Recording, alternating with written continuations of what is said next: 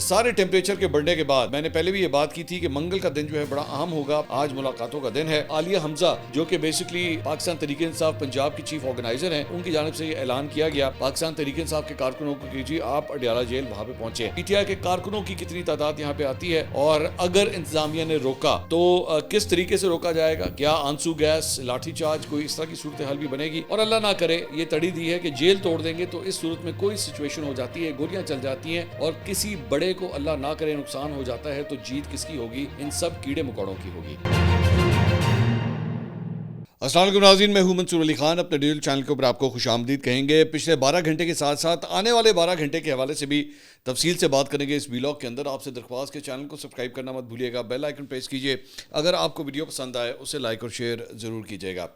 اچھا جی, سب سے پہلی بات تو یہ کہ آج کا دن جو ہے منگل کا دن ہے, اور آپ جانتے ہیں کہ آج عمران خان صاحب سے ملاقاتوں کا دن ہوتا ہے, جس میں ان کے وکلا اور فیملی ممبرز جو ہیں وہ ان سے ملاقات کے لیے آتے ہیں.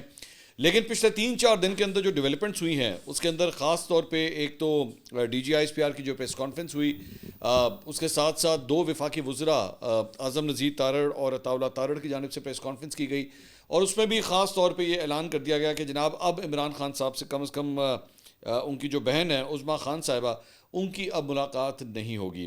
اس کے بعد D G I S P R کی جانب سے بھی پریس کانفرنس ہوتی ہے, اس کے اندر بڑی سخت زبان استعمال کی جاتی ہے, اور اس کے بعد پشاور کے اندر جلسہ منعقد کیا جاتا ہے, اور اس کے اندر بھی جو ہے بڑی ہی سخت زبان استعمال کی جاتی ہے. اب اس سارے ٹیمپریچر کے بڑھنے کے بعد میں نے پہلے بھی یہ بات کی تھی کہ منگل کا دن جو ہے بڑا اہم ہوگا. آج منگل کا دن جو ہے وہ آ چکا ہے. آج ملاقاتوں کا دن ہے, اور آج جو ہیں وہ 6 نام دیے گئے ہیں جو لوگ عمران خان صاحب سے ملاقات کریں گے. ہر دفعہ 6 نام ہی آتے ہیں سامنے. تو اس مرتبہ بیرسٹر گوہر, سلمان اکرم راجہ, انتظار پنچوتا, لال بادشاہ, مبشر رحمان اور عبد الرحمان رانجھا, ان کے نام جو ہے وہ پاکستان تحریک انصاف کی جانب سے دیے گئے ہیں, اور سلمان اکرم راجہ کی جانب سے چودھری اویس ایڈوکیٹ نے یہ فہرست جو ہے وہ جیل حکام کو جمع کروا دی ہے. اچھا, انٹرسٹنگ بات یہ ہے کہ چند سوالات جو سامنے آتے ہیں کہ ان 6 ناموں میں سے جو ہے پہلے بھی ملاقات کی اجازت جو ہے وہ نہیں ملتی رہی.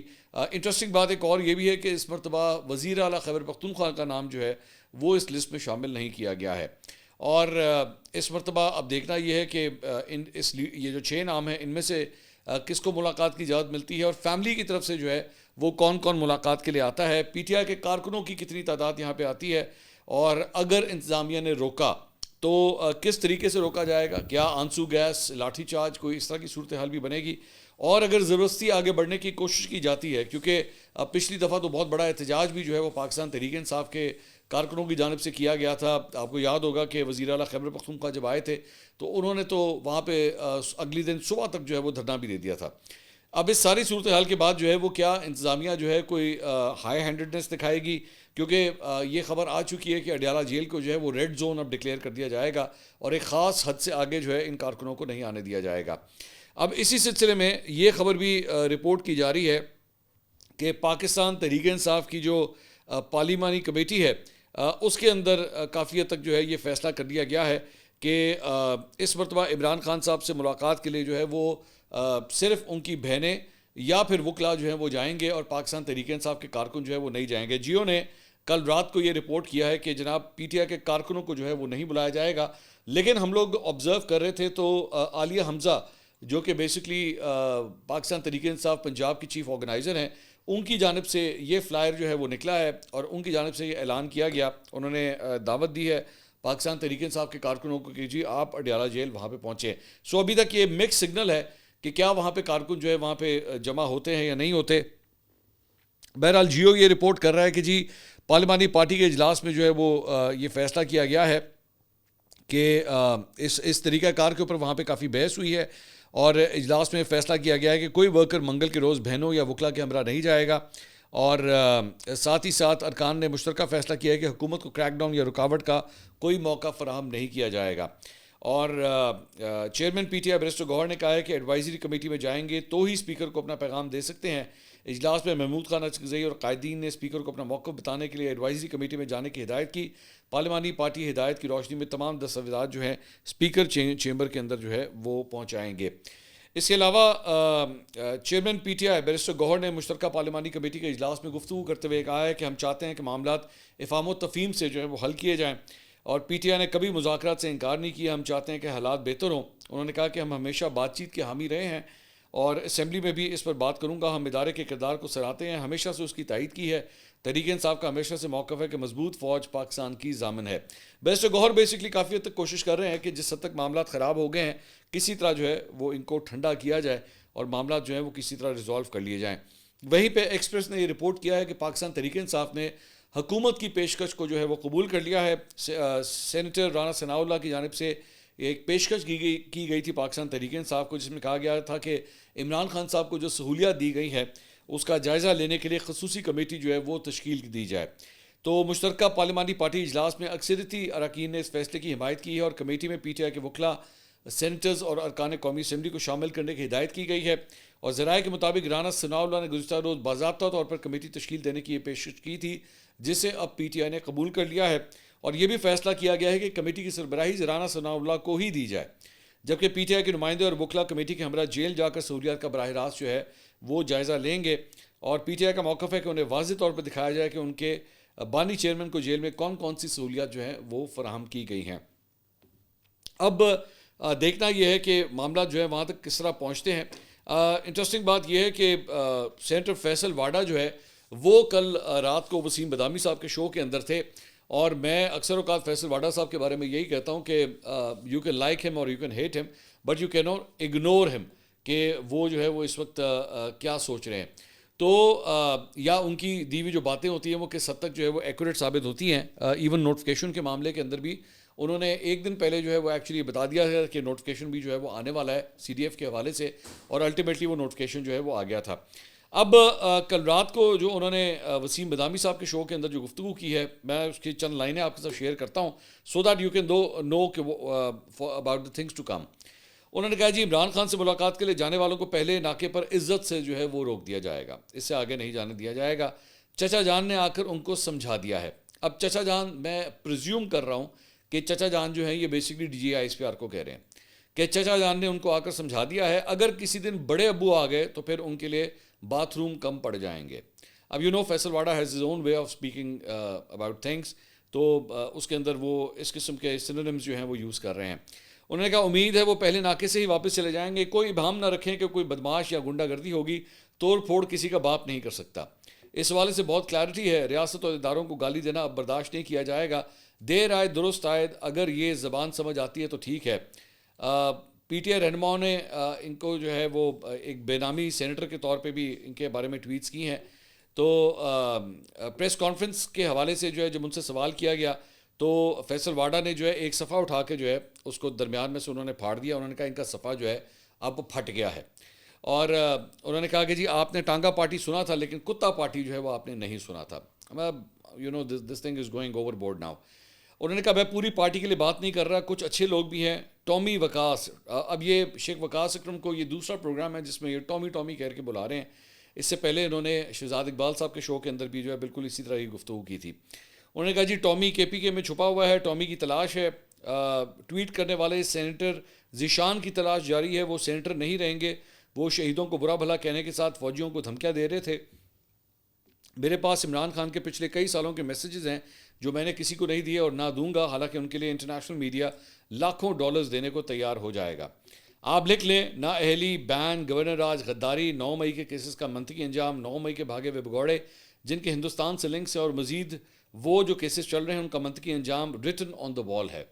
اب جو ایکشن ہوگا اس کا بربریت سے ڈبل ریاکشن ہوگا. خیبر پختونخوا میں ابھی 2 اور وزیر اعلیٰ ہیں, ایک مینا خان ہیں وہ بھی امیدوار ہیں, ایک شاہد خٹک بھی امیدوار ہیں. سوال ہوا کہ جی گورنر راج لگنے کا فیصلہ ہو چکا ہے, تو اس پہ انہوں نے کہا کہ یہ تو ایکشن پر ڈیپینڈ کرتا ہے. یہ تو آپ نے دیکھ لیا کہ ڈی چوک سے کے پی کے گورنر چوک تک آ گئے ہیں. آج میرے دوست فیصل کریم کنڈی نے جواب دیا, کل وہ پھر دے گا. عمران خان کو چھڑوانے سے لے کر عمران خان کو ملوانے پر آ گئے ہیں. میں 2 سال سے بتا رہا تھا کہ تحریک انصاف کی پوری اسٹریٹجی میں سب سے زیادہ تکلیف میں اور بند گلی میں عمران خان چلے گئے ہیں, اور ان سب کا فائدہ ان کمپرومائز لیڈرز کو ہے, ان ایکٹرز کو ہے, ان کیڑوں کو ہے. اب پارٹی کہہ رہی ہے کہ عمران خان کہہ رہے ہیں کہ جو این ڈی یو گئے وہ میر جعفر اور میر صادق ہیں. جو گوہر صاحب نے پریس کانفرنس کی, خیبر پختونخوا کی حکومت کہہ رہی ہے کہ ہم اس کو نہیں مانتے. آج عمران خان -1 شروع ہو گئے ہیں. 4 گھنٹے پی ٹی آئی کا پارلیمانی اجلاس چلا. اس میں کہا گیا کہ ہم کوئی مس انڈرسٹینڈنگ نہیں چاہتے, لوگ لڑوانا چاہتے ہیں, یعنی پی ٹی آئی ڈسٹنس ہو گئی ہے. یہ آپ کے چینل چلا رہے ہیں. اس کے بعد بانی پی ٹی آئی کا جو ٹویٹ ہے اس میں کوئی نامور کتے بلوں کی بات نہیں کر رہا, کسی نے اس کو ری ٹویٹ نہیں کیا, سب نے لا تعلقی کر دی.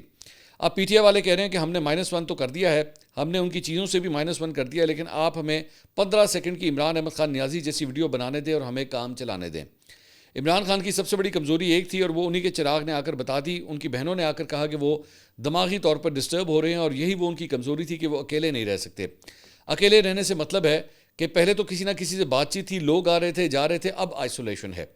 سوال ہوا کہ اگر ملاقات نہیں کرنے دی جاتی اور وہ بار بار آتے ہیں اڈیالہ تو پھر کیا ہوگا, کیا آنسو گیس, لاٹھی چارج, اللہ نہ کرے کوئی 19-20 ہو جاتا ہے. تو انہوں نے کہا اگر آپ کہہ رہے ہیں کہ جیسے کہا گیا کہ ہم جیل توڑ دیں گے, ویسے تو کام سوتر ہو جائے گا, یہ تو قابل قبول نہیں ہے, لیکن اللہ نہ کرے اگر کوئی ایسی صورت ہوئی, عمران خان کی زندگی کی بات آئی, تو پھر جیل تبدیل کر دیں گے, لوکیشن تبدیل کر دیں گے. عمران خان کی زندگی اہم تو ہے نا. 1 سال پہلے میں نے بتا دیا تھا کہ عمران خان صاحب کی جان کو خطرہ ہے. جب ان کے بچے آ رہے تھے تو میں نے کہا تھا کہ ان کی بھی جان کو خطرہ ہے. پی ٹی آئی اب خود گالیاں دے رہی ہے ایک دوسرے کو. اب اینٹی گنڈاپور ٹیم آ کر بیٹھی ہوئی ہے. عمران خان صاحب خود بتا رہے ہیں کہ میر صادق اور میر جعفر ہیں, کمپرومائز تو ہیں یہ سارے. میں نے کہا کہ عمران خان صاحب کی جان کو خطرہ ہے, یہ چاہتے ہیں کہ پاپولیرٹی کے یہ مزے لیں, ویلاگرز پیسے بنائیں اور یہ کہانی چلتی رہے. اور اللہ نہ کرے یہ تڑی دی ہے کہ جیل توڑ دیں گے تو اس صورت میں کوئی سچویشن ہو جاتی ہے, گولیاں چل جاتی ہیں اور کسی بڑے کو اللہ نہ کرے نقصان ہو جاتا ہے, تو جیت کس کی ہوگی؟ ان سب کیڑے مکوڑوں کی ہوگی. اور یہ میں آپ کے ملفوظے کا جواب دے رہا ہوں کہ اگر صورتحال یہاں تک آ گئی تو. سوال ہوا کہ جی کیا جنرل فیض کے کیس کا فیصلہ قریب ہے؟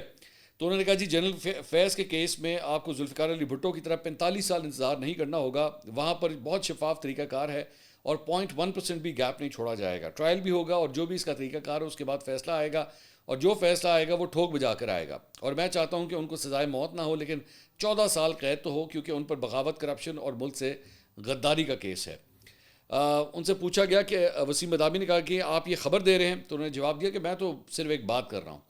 ان سے سوال ہوا کہ ایم کیو ایم کی طرح پی ٹی آئی والے بھی کیا عمران خان سے لا تعلقی کا اعلان کر دیں گے؟ تو انہوں نے کہا پاکستان میں اب یہی طریقہ چلے گا, ورنہ نہیں ہوگا. سوال ہوا کہ پشاور جلسے کو مائنڈ تو نہیں کیا گیا؟ انہوں نے کہا اگر یہ آپ کی اسٹرینتھ ہے, یعنی کہ پی ٹی آئی کی اگر یہ اسٹرینتھ ہے, تو اس سے زیادہ تو سردی میں چھلی والے کے ٹھیلے پہ لوگ زیادہ ہوتے ہیں. اس کو کہتے ہیں پاکستان کی نمائندگی کرنا. خیر میرے خیال میں یہ تو کچھ زیادہ ہی ہو گیا. اچھی خاصی تعداد جو ہے وہ پاکستان تحریک انصاف کے جلسے میں موجود تھی. انہوں نے کہا کہ جی سوال ہوا کہ پاکستان کے باہر بیٹھ کر جو باتیں کر رہے ہیں ان کے حوالے سے آپ کیا کہیں گے؟ تو اس پہ انہوں نے کہا جی عمران ریاض جس بنیاد پر باہر گیا تھا وہ عادل راجہ کو ٹیک آن کرے گا, اور اس نے کیا, لیکن پھر اس کے بعد جو ڈالر آ رہے تھے کلیئرٹی ہو گئی. دوسرا شہزاد اکبر ہے. شہزاد اکبر سے متعلق میں نے کہا تھا کہ یا تو یہ سلطانی گواہ بنے گا یا پھر بھاگ جائے گا بگوڑا. اسی کے کیس 190 ملین کے اوپر جو ہے عمران خان اندر ہے. میری عمران خان سے بعد میں بات ہوئی اور وہ ساری باتیں مان گئے تھے. میری باجوہ صاحب سے 7 گھنٹے کی ملاقات ہوئی, لوگ سمجھے میں گرفتار ہو گیا ہوں. باجوہ صاحب کی باتوں سے بھی لگا کہ وہ بھی عاصم منیر کو چیف نہیں بنانا چاہتے تھے. یہ تو اللہ کی مدد آئی. ان سے سوال ہوا کہ کیا محسن نقوی, شہزاد اکبر اور دوسرے لوگوں کو واپس لے آئیں گے؟ تو انہوں نے کہا ٹریٹی نہیں ہے, برطانیہ میں بیٹھے ہوئے لوگوں کو واپس لانا آسان نہیں ہے, ٹائم لگے گا, لیکن اس کے ان کے بٹن ہیں, میوزیکل بٹن ہیں, وہ دبنا شروع ہو جائیں گے. 10-11 تاریخ سے آپ کو پاکستان کی بلندی ترقی کی اچھی خبریں بھی آنا شروع ہو جائیں گی. کوشش ہے کہ 28ویں ترمیم بجٹ سے پہلے ہو جائے, ورنہ بجٹ پاس کرنا مشکل ہو جائے گا. سوال ہوا کہ کچھ لوگ کہتے ہیں کہ بشرا بی بی کو انوالو کریں تو کوئی مفاہمت کروا دیں گی. انہوں نے کہا اگر آپ اس کے الٹ بولتے تو میں کہتا شاید, کیونکہ خان صاحب کی آنکھوں پر تو پٹی بندی ہے. مراد سعید کیوں چھپا ہوا ہے؟ جس دن وہ ہاتھ لگے گا ارشد شریف کیس کا فیصلہ آ جائے گا. تو یہ جناب فیصل واڈا صاحب نے جو ہے وہ اپنی پریڈکشنز اور اپنی انالیسز جو ہیں وہ عمران خان صاحب کے حوالے سے اور ملاقاتوں کے حوالے سے دیے ہیں, جو کہ کافی حد تک نظر آتا ہے کہ کم از کم پاکستان تحریک انصاف کے لیے فی الحال اگر تو ان کی باتوں کے مطابق ہی چلا جائے تو کوئی زیادہ اچھی خبریں جو ہیں وہ سامنے نہیں آتی ہیں.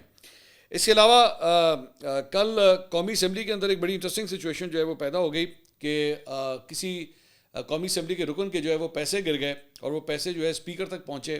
تو اسپیکر صاحب نے جو ہے سردار ایاز صادق صاحب نے وہ پیسے ایوان میں لہرا کر پوچھا کہ جی کسی کے پیسے گر گئے ہیں, بتا دیجئے اگر کسی کے پیسے ہیں تو کلیم کر لیں. تو بہت سے لوگوں نے وہاں پہ ہاتھ اٹھا لیے. تو 12 اراکین اسمبلی جو ہے وہ ٹوٹل کاؤنٹ کی ہے. ایاز صادق صاحب نے کہا کہ یہاں پہ تو 12 لوگوں نے ہاتھ اٹھا لیے. تو مطلب یہ بھی ایک عجیب سی بات ہے کہ پیسے کی خاطر جو ہے وہ 12 افراد جو ہے وہ ہاتھ کھڑے کر لیں گے جناب ساڑھے پیسے ہے کہ نہیں. بعد میں پتہ لگا کہ بیسکلی اقبال آفریدی صاحب کے جو ہے وہ پیسے تھے جو اجلاس کے بعد جو ہے وہ انہیں دے دیے گئے. اس کے علاوہ جناب عادل راجہ کے حوالے سے ابھی تھوڑی دیر پہلے بات ہو رہی تھی, تو عادل راجہ کے لیے بہت بری خبر ہے، اور وہ یہ ہے کہ برطانوی عدالت کے جج نے یوٹیوبر عادل راجہ کو جو ہے ان کی سزا سنا دی ہے۔ عادل راجہ کو بریگیڈیئر ریٹائرڈ راشد نصیر سے عوامی سطح کے اوپر معافی مانگنے کا حکم دیا گیا ہے۔ برطانوی ہائی کورٹ کے جج رچرڈ اسپینمین نے یہ فیصلہ سنایا ہے، اور عدالتی فیصلے کے مطابق عادل راجہ کی جانب سے معافی کے اعلان کو 28 دن تک ان کے ایکس، فیس بک، یوٹیوب اور ویب سائٹ کے صفحات پہ جو ہے وہ برقرار رکھا جائے گا۔ پہلے وہ معافی مانگیں گے اور اس کے بعد ان تمام سوشل میڈیا پلیٹ فارمز کے اوپر وہ معافی جو ہے انہیں پیش کرنی پڑے گی۔ تو اس میں یہ بھی فیصلے میں لکھا گیا ہے کہ عادل راجہ کو 3,10,000 پاؤنڈ جو ہیں وہ ادا کرنے ہوں گے، اور عادل راجہ رواں برس اکتوبر میں اپنے خلاف ہونے والے ہتک عزت کا مقدمہ جو ہے وہ ہار گئے تھے۔ ہائی کورٹ کے جج رچرڈ اسپینمین نے ہائی کورٹ کی سماعت کے دوران یہ فیصلہ سنایا۔ عادل راجہ نے فیصلے کے خلاف اپیل کی درخواست بھی کی تھی، جس سے جج نے مسترد کر دیا۔ بریگیڈیئر راشد نصیر نے عدالت سے کہا کہ وہ اکتوبر میں سنائے گئے فیصلے سے متعلق آرڈر جو ہے وہ جاری کریں گے۔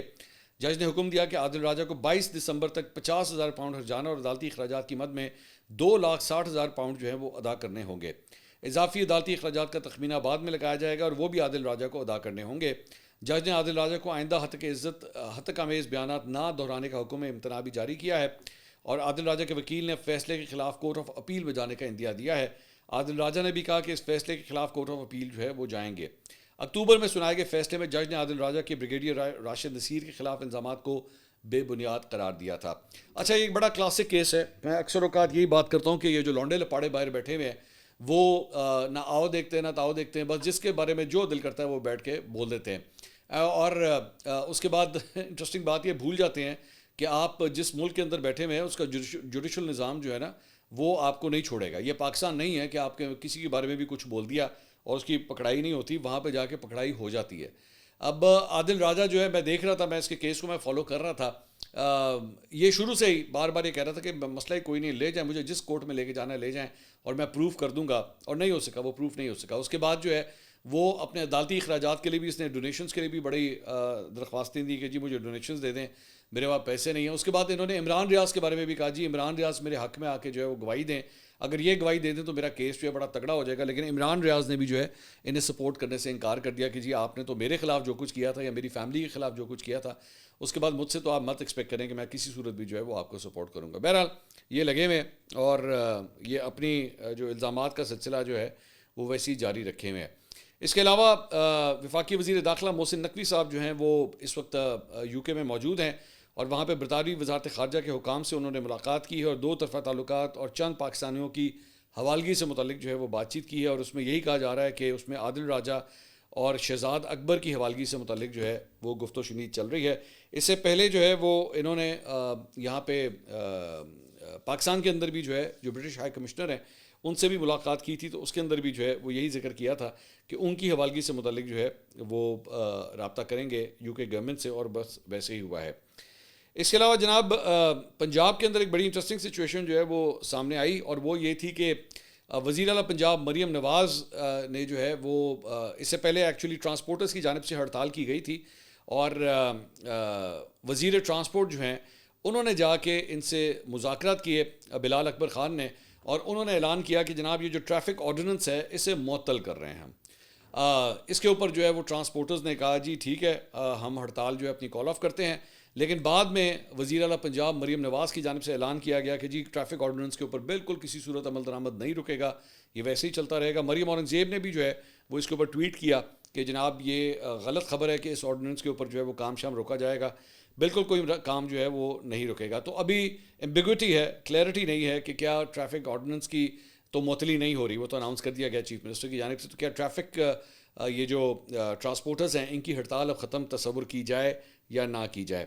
اس کے علاوہ ایکسپریس نے جناب یہ رپورٹ کیا ہے کہ وزیر اعلیٰ پنجاب مریم نواز کے صاحبزادے جنید صفدر کی شادی جو ہے وہ طے پا گئی ہے، دوسری شادی ہے ان کی، اور ان کی شادی جو ہے وہ مسلم لیگ نون کے رہنما شیخ رحیل اصغر کی پوتی سے طے پائی ہے۔ اور ایکسپریس رپورٹ کر رہا ہے کہ جی دلہن شیخ رحیل اصغر کے صاحبزادے علی رحیل اصغر کی صاحبزادی ہیں، اور دونوں خاندانوں کے درمیان شادی کی تقریبات دسمبر کے آخری ہفتے یا جنوری میں منعقد ہونے کا امکان ہے۔ اور شریف خاندان اور شیخ رحیل اصغر کے خاندان کی جانب سے باقاعدہ ایک ایونٹ بھی منعقد کیا جا چکا ہے جس میں قریبی عزیز و اقارب نے جو ہے وہ شرکت کی تھی۔ تو یہ جناب اب تک کی اپڈیٹس تھی، اگلی ویڈیو میں آپ سے دوبارہ ملاقات ہوگی۔ اللہ حافظ۔